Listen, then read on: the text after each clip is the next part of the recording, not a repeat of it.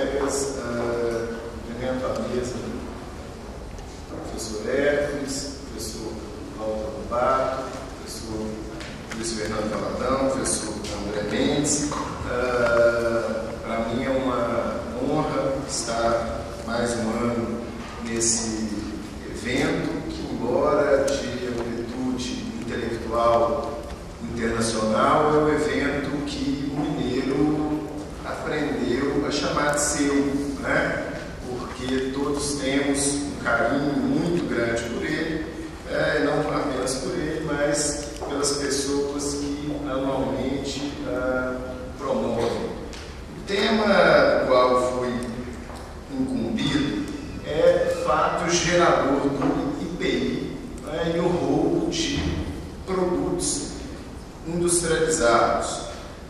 É bem provável que esse assunto tenha sido incluído no temário desse evento em virtude de um acórdão, não é, do STJ, cujo julgamento foi no ano passado, ao qual eu trouxe a emenda aos senhores. Em resumo, esse acórdão ele vai defender a exigência do IPI em casos nos quais há furto ou roubo de mercadoria após a saída do estabelecimento industrial.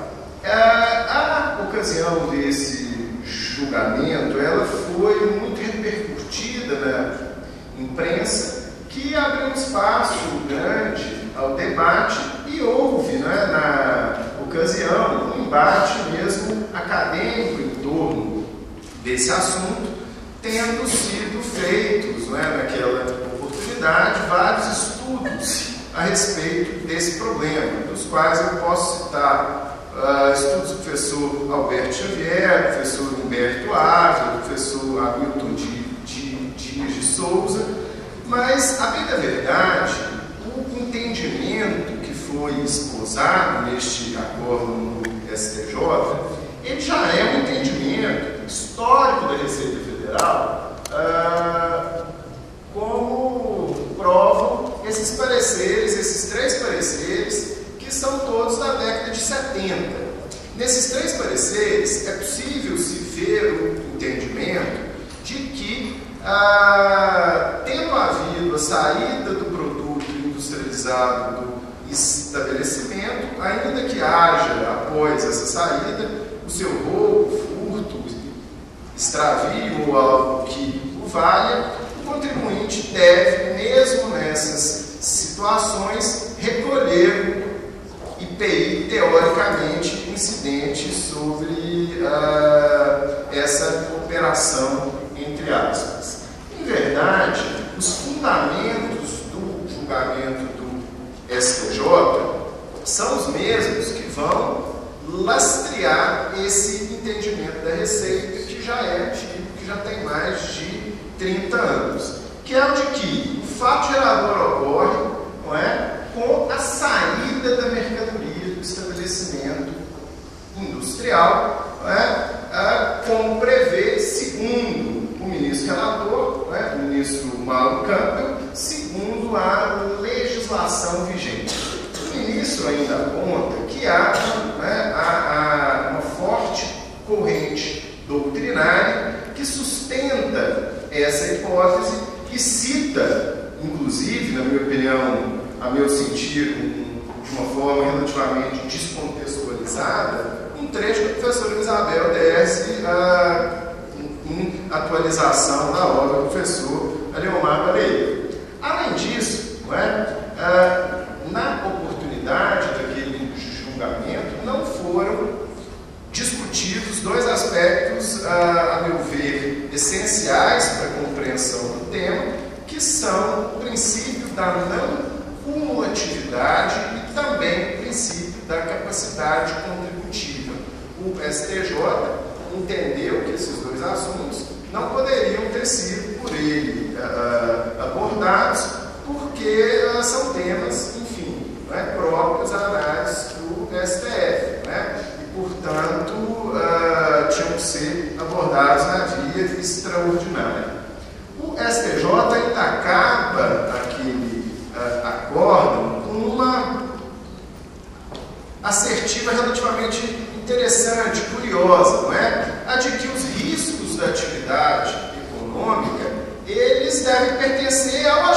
econômico e não podem ser, portanto, suportados pelo fisco, né, e pela sociedade em geral. O meu plano aqui, né, é analisar esse problema em torno de 4 pontos fundamentais e eu vou ser rápido na análise desses quatro pontos. Primeiro, obviamente, o fato gerador do IPI. Enfim, né, para analisar essa questão, nós temos que discutir qual é, de fato, aquela materialidade que faz com que nasça, né, para os contribuintes o dever de recolher o imposto. Depois, o princípio da não cumulatividade, seguido pelo princípio da capacidade contributiva e também o aspecto da responsabilidade pelo transporte, que é um tema que ficou fora da discussão do STJ, porque não havia sido enfrentado pela primeira e segunda instâncias. Antes disso, né, quando a gente vai discutir o fato gerador não apenas do IPI ou de qualquer outro tributo, e mesmo uma prescrição legal, algo que vale, é necessário a gente sempre lembrar, embora sem muita demora, sobre o que é interpretação do direito, o que é interpretado. E por que nesse caso, discutir essa questão, ainda de uma maneira breve, é muito importante. Ora, porque o entendimento da Receita Federal, não é? Que é o mesmo entendimento esposado no acordo analisado, ele parte de um método interpretativo que é a interpretação literal. A todo momento se vê no acordo a menção tanto ao regulamento do IPI quanto ao artigo 446 do Código, inciso 2º. O regulamento do IPI que eu trouxe é um novo regulamento de 2010, que não foi usado, né, para apreciação do caso, mas ele simplesmente vai repetir dispositivos que estavam nos seus antecessores. Se os senhores forem observar o artigo 446 do Código, inciso 2º, vai dizer que o imposto tem como fato gerador a saída da mercadoria do estabelecimento. Expressão que é repetida lá no artigo 35, no inciso 2º. O regulamento do IPI ainda traz uma norma que é relativamente interessante para o caso, que é o artigo 39, que diz que o imposto é devido, seja quais forem as finalidades a que se destina o produto ou o título jurídico de que decorra a saída. Ou seja, não importa, né, segundo o regulamento do IPI, o título jurídico pelo qual se dá a saída da mercadoria. Havendo a saída, há o fato gerador do imposto. A Secretaria da Receita Federal, portanto, enxerga nesses dispositivos, não é, a conclusão de que o fato gerador do imposto ele é exclusivamente e apenas a saída da mercadoria. Agora, esquece, não é, esse entendimento de que a interpretação do direito não deve se dar através da interpretação de texto legal ou de dispositivo legal expresso, né, sem a mínima preocupação em contextualizar esses dispositivos com outros dispositivos, especialmente com outros dispositivos do próprio Código Tributário Nacional e, mais importante ainda, com outros dispositivos da Constituição Federal. E se nós observarmos, não é, o Código Tributário Nacional, artigo 47, diz que a base de cálculo de imposto é o valor da operação. Aqui aparece uma palavrinha interessante e muito importante para o deslinde do nosso caso, que é exatamente, não é, a operação.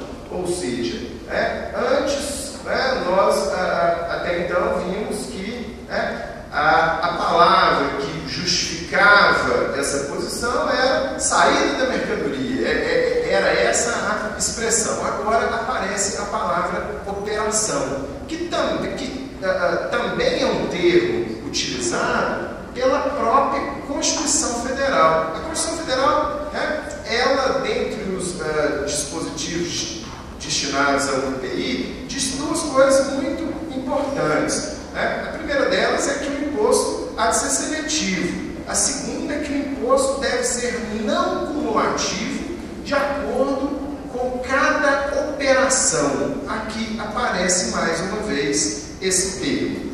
E qual é o problema que vimos na interpretação que foi dada para esse caso? Ora, o que a Receita Federal defende é uma interpretação que é derivada de um dispositivo legal.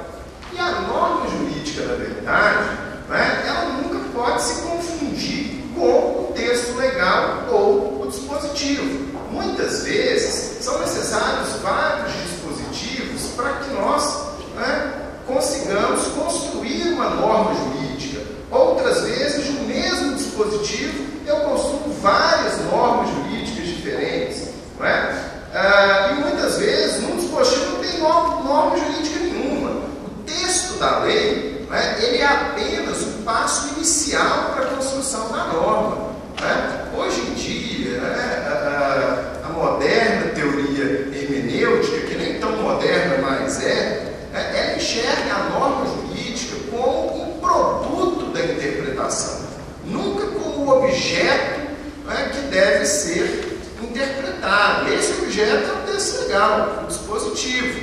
E eu não vou me demorar, mas eu acho importante que, com um pequeno exemplo, a gente consiga ver a distinção que há entre essas duas realidades que são muito diferentes. Pensem nos senhores que estão na década de 20 numa praia do Rio de Janeiro. Esse é um exemplo muito usado. E os senhores estão se dirigindo a uma praia longe da cidade e, ao chegar na praia, encontram uma placa. Nessa placa vem escrito: é proibido o banho de praia de biquíni. Os senhores logo vão pensar: olha, então aqui eu tenho que usar maiô, não posso usar biquíni e tal, tem lá o texto legal na placa. A norma jurídica que vem desse texto legal é essa.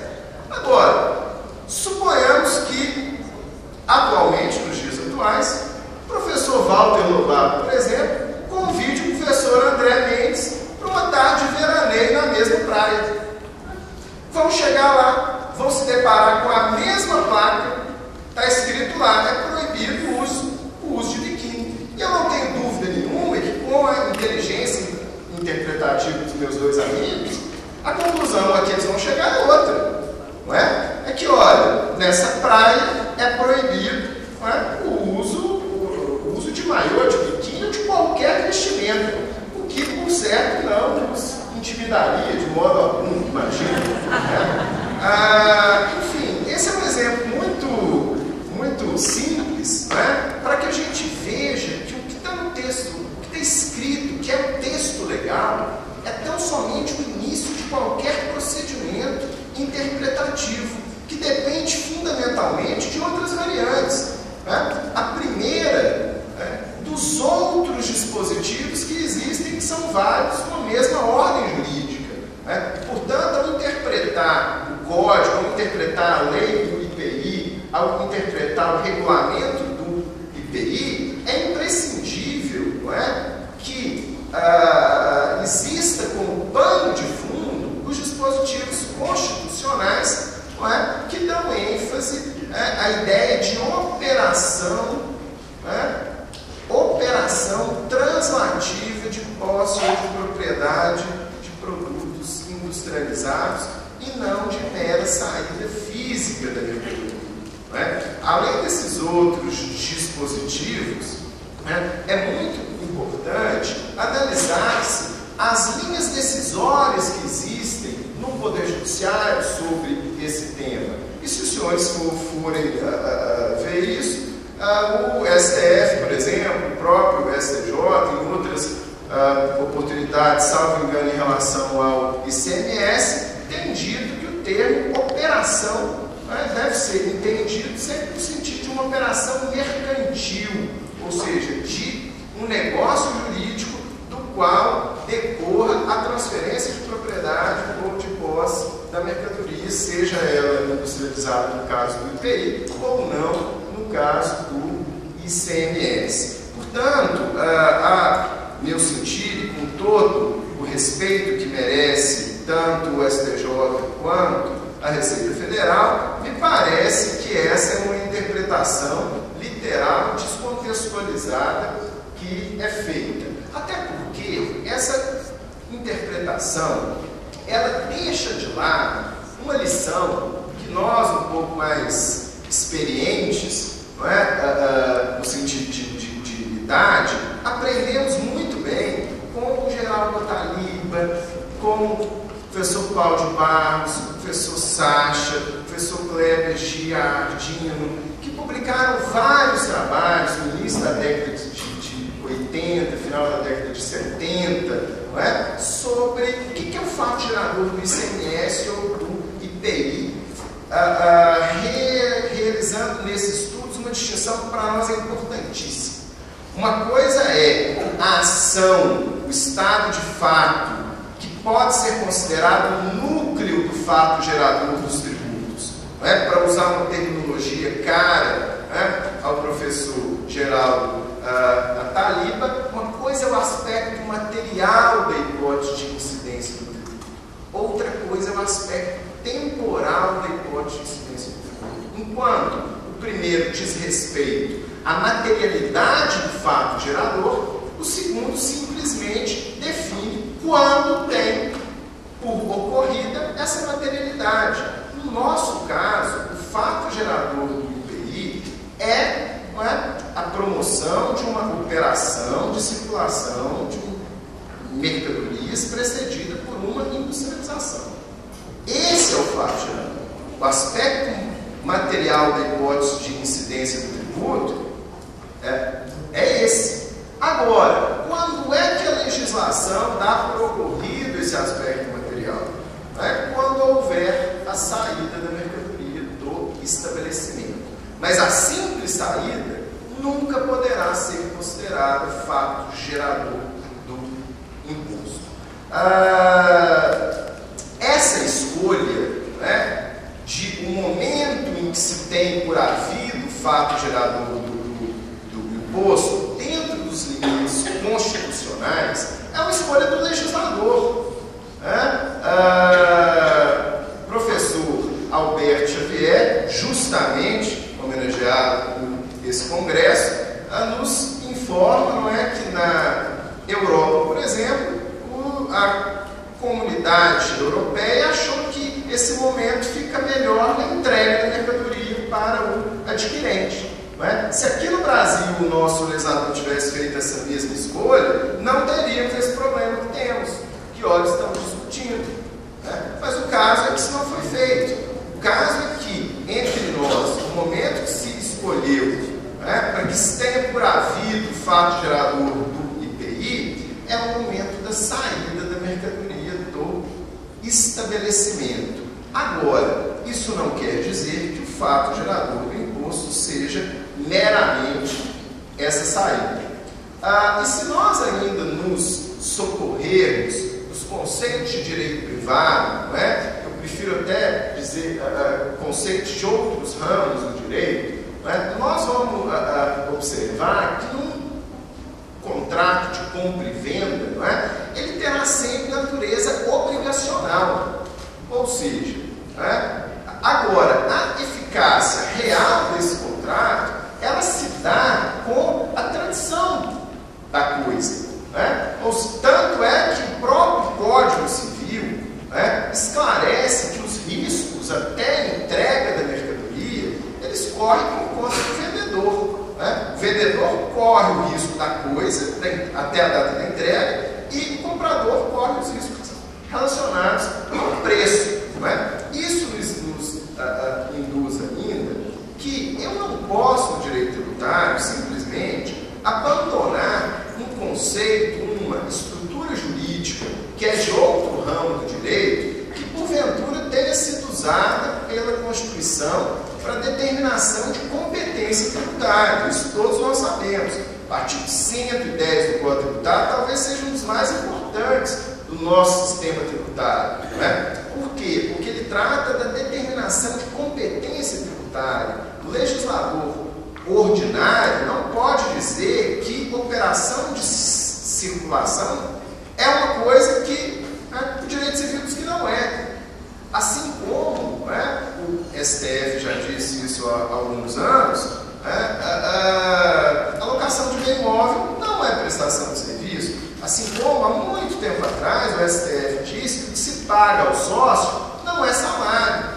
Ou seja, eu devo sempre observar os conceitos, institutos de outros ramos do direito que foram usados pela Constituição para outorga de competência tributária, e não posso permitir que o legislador infraconstitucional altere esses conceitos, porque se ele assim o fizer, ele estará, em verdade, alterando a própria Constituição. E isso nós não podemos, no caso, admitir. Enfim, o fato gerador do imposto nessas situações não é a mera saída, e sim uma operação translativa de posse ou de propriedade, que obviamente não ocorre no caso do furto ou do roubo das mercadorias.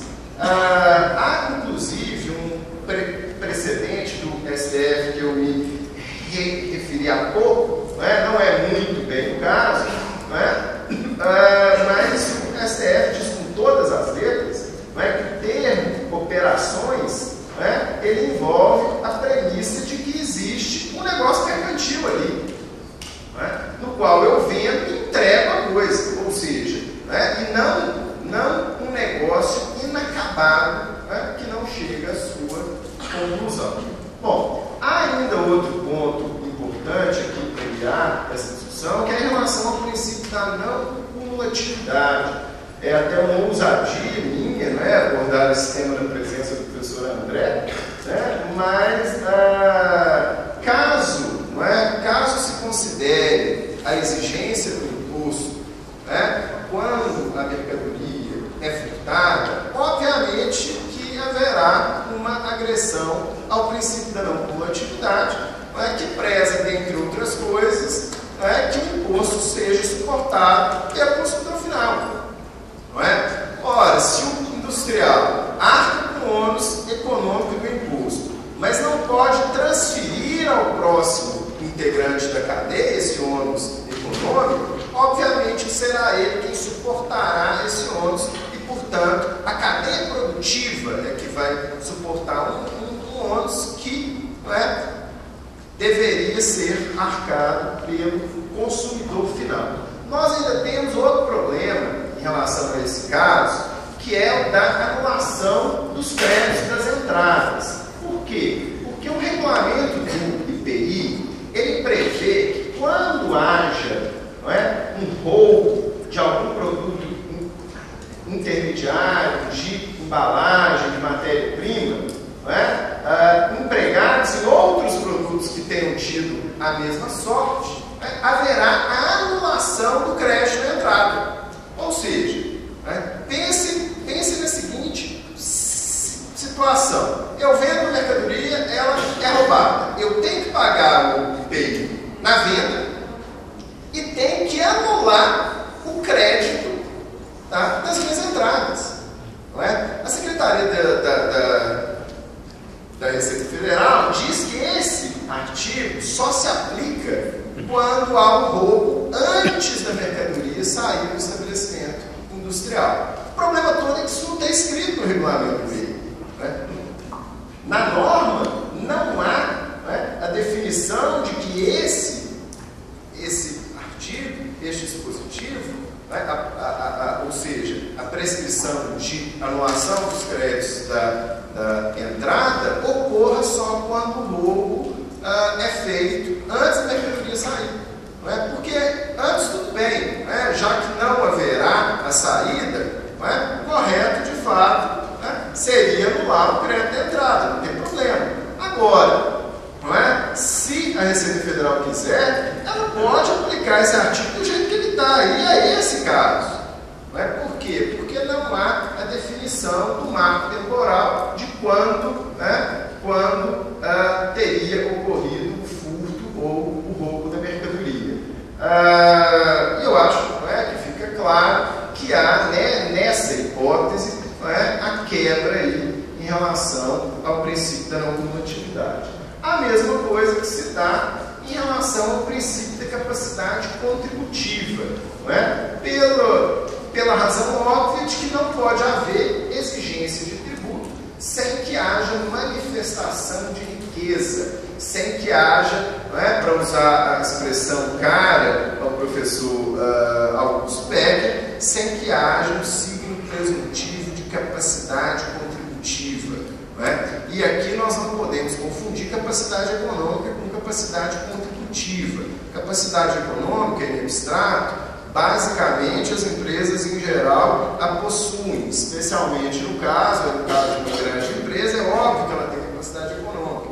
Mas naquele caso concreto, naquela relação à vida entre ela, naquele momento, e a União Federal, obviamente não havia mais uma manifestação econômica, tendo em vista a ocorrência do furto ou do roubo da mercadoria. Então, eu não posso, sob a excusa da praticabilidade, eu não posso, sob a excusa da fazenda pública, de que seria muito difícil fiscalizar todas essas situações, de que o contribuinte ele poderia simular que teve uma mercadoria furtada ou roubada. Eu não posso, sob essa excusa, simplesmente pretender tributar uma situação na qual não existe a manifestação de capacidade contributiva no caso. Tanto mais porque há uma hipótese, que é o caso da devolução da mercadoria, em que é permitido o creditamento do imposto pago. Aí vocês vão me dizer, ora, mas aí é claro, quando há a devolução da mercadoria, se pressupõe que mais tarde haverá de novo uma operação de venda, uma operação de saída, e aí tem o tributo de novo. Sim, mas a praticidade em se fiscalizar operações de devolução ou se fiscalizar situações nas quais o contribuinte alegue que houve um roubo ou um furto, ela é basicamente a mesma e, portanto, na minha opinião, também esse é um argumento que não poderia ter sido usado em prol da defesa do entendimento do STJ. E, por fim, eu acho que existe um aspecto importante que não foi discutido no caso, não sei se porque não interessava a empresa, ou não sei se porque as instâncias originárias não abordaram o tema. Todos os senhores sabem que o STJ não pode fazer nenhum tipo de reexame de fatos, que é de quem era a responsabilidade do transporte. Ora, porque se a responsabilidade do transporte é do representante do vendedor, aí a tradição da mercadoria só se dará na efetiva entrega. E surge, então, o nosso problema discutido. Agora, se a responsabilidade do transporte for do representante da adquirente, aí o fatiamento aconteceu. Porque, nesse caso, houve uma operação translativa da posse e da propriedade de bens. Enfim, agora um argumento não jurídico, entre aspas, acho que existe outro problema fundamental no caso e que ocorre recorrentemente com muitas questões tributárias, que é a de muitas vezes até por culpa nossa, por culpa das pessoas que pensam no direito tributário, das pessoas que escrevem sobre ele, é essa distinção entre o mundo das normas e o mundo dos fatos. Em verdade, o direito existe, principalmente o direito tributário, para regulamentar realidades econômicas. E a realidade econômica aqui é que houve um furto, é que não haverá uma manifestação de riqueza, de capacidade contributiva. Então, como alguém do senso comum, que não é advogado, que não não é jurista, como é que alguém vai defender a tributação para a hipótese dessa? Ora, o Estado não contente, né, em permitir que haja furtos, que hajam roubos cada vez mais recorrentes, principalmente em alguns segmentos, ele acha que tem que tributar essa situação, porque simplesmente a interpretação que se dá de um regulamento, de um dispositivo, né, isolado, lhe leva a essa conclusão. Né? Talvez seja para que todos nós reflitamos um pouco sobre esse abismo, né, que existe entre o direito, e aqui não apenas o direito tributário, e a realidade e as normas. Mais uma vez eu agradeço a oportunidade de estar aqui, o carinho por todos que fazem esse evento, que são todos nós, e me ponho à disposição dos senhores, né, para os debates. Muito obrigado.